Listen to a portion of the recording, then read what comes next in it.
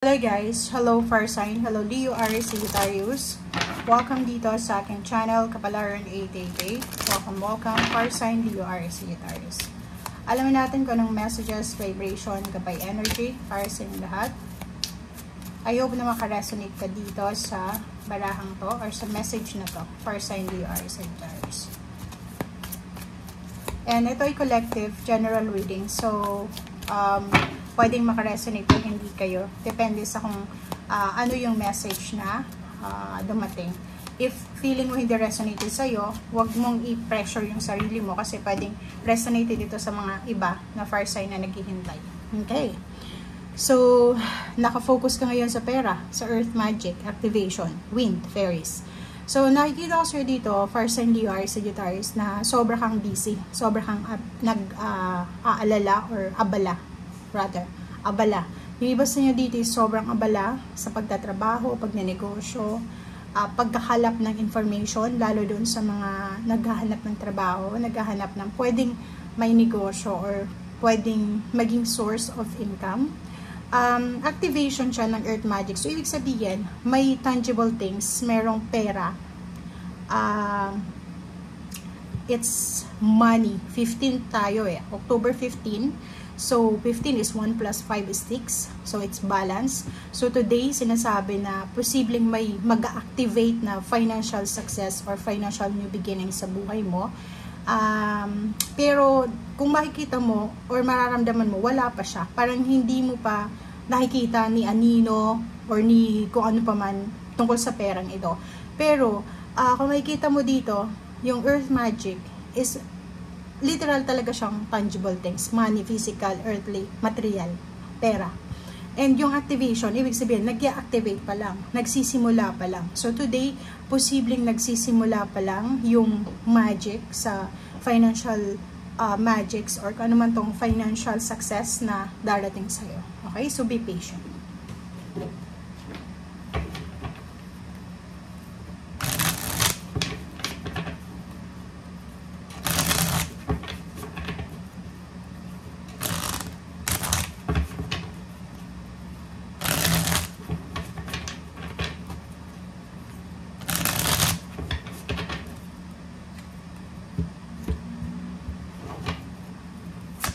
Okay, diba? Wheel of Fortune. So, yung focus mo sa araw na ito is yung pagbabago ng takbo ng iyong financial. May nakikita kasi ako sa inyo, fire sign Leo or Sagittarius, na parang sawang-sawa na kayo na palagi kayong namumroblema sa usaping pera, namumroblema kayo sa mga expenses nyo. Medyo parang tight yung budget nyo kasi yun nga, nandun kayo sa worries. Parang nag-aalala kayo kung saan kayo kukuha for the next month, for the next days, weeks, parang ganun. And nandito yung Wheel of Fortune, sinasabi ng barahan na iikot yung Wheel of Fortune, yun nga mag-activate ngayon. So, ang focus mo ngayon is money, material things. Activation, so sa ngayon yung simula ng pag-ikot ng Wheel of Fortune, pabor, papunta sa'yo, lalo na sa usaping pera.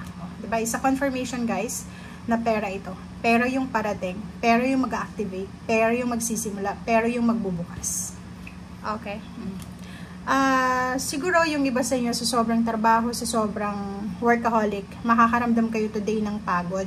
Literal naman yan eh. Normal sa isang tao na nagtatrabaho, normal sa taong kahit nga wala kang ginagawa, nakatambay ka lang, talagang mapapagod ka. So if ever makaramdam ka netong pagod, isipin mo lang yung purpose mo, yung goal mo for this month, or for this day, for this week, or for this year, o bago mo tapos yung taon.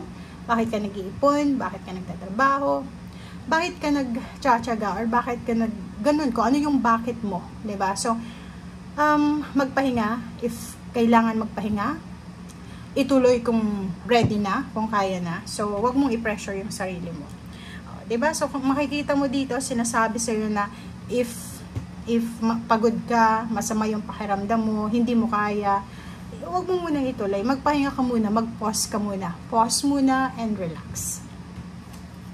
Okay. Relationship, partnership. Nakikita ko, if you're single or in a relationship, ang dami-daming nagpaparamdam sa inyo. Okay. Comment down below sa lahat ng mga fire sign Leo, Aries, Sagittarius dito na parang, ano kayo eh, nasa energy na maraming makakapansin sa inyo. Siguro yung paglabas mo lang ng bahay, maraming makakapuna sa'yo na, uy, alam mo si Farsan Leo Aries Sagittarius, sobrang puti niya na, sobrang itim, sobrang payat, sobrang taba, sobrang ganda, sobrang gwapo, parang ganun. So, medyo ikaw yung nasa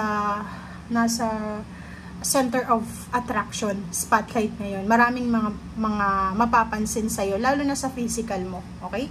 Yung relasyon mo ay sobrang, tawag dito, sobrang busy din sa ibang bagay, pero makikita niya yung mga changes sa aura mo. And Four of Pentacles, nakikita ko sa'yo dito na dalawang taong intimate relationship, mag-asawa, mag-boyfriend, mag-girlfriend, mother, children, siblings, relationship ito, friendship, na posibleng sabay-sabay kayong mag-iibon, sabay-sabay kayong aakyat doon sa pedestal ng success. Etong Four of Pentacles, sobrang tipid niya, okay? So, pwedeng ikaw sa araw na ito, sobrang tipid mo talaga. As in, binibilang mo bawat sentimo, bawat coins na pumapasok sa'yo, inilalabas mo, so sobra kang meticulous, lalo na sa spending. So, ayaw mong sayangan yung pera, kahit 5 pesos, 1 peso, ganyan. Or kung ano man ang currency mo. Okay. Emperor and Ten of Cups.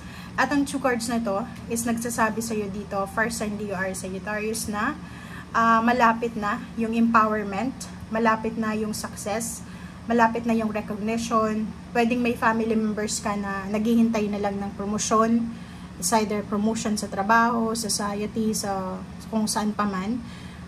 Yung celebration na to na ina-anticipate nyo dahil sa success na ina-anticipate nyo rin. Kasi diba, pag halimbawa, pag alam mong gagraduate yung anak mo, gagraduate yung kapamilya, may magba-birthday, may kakasal, syempre nag-anticipate ka ng celebration, ng happy moments, ng happy times, ng joy, ng excitement, diba? Exciting event. So, nakikita ko sa'yo dito na planado, plakado, yung alam mo yun, ng planchado na lahat. So, sinasabi sa'yo dito na huwag kang masyadong magpanic kasi on the way na siya. Yung celebration, reunions, happy times, happy moments, promotion sa trabaho, kung ano pa man yan, huwag mo itong iisipan. Kasi nakikita ko sa'yo dito, masyado kang nagpapanik. Okay? Yun yung parang medyo problema sa'yo sa ngayon is mabilis kang magalit, mabilis kang mainis, mabilis ka ding mapagod.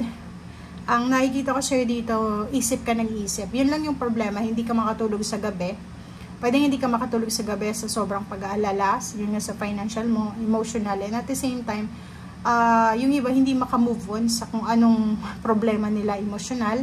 So, nakikita ko sa'yo dito, yun lang yung medyo hindi maganda ngayon is nagiging sensitive sila, mabilis masaktan, mabilis ma-offend, mabilis magalit, parang ganun. So, yun ang nakikita ko. Thank you guys. Bye!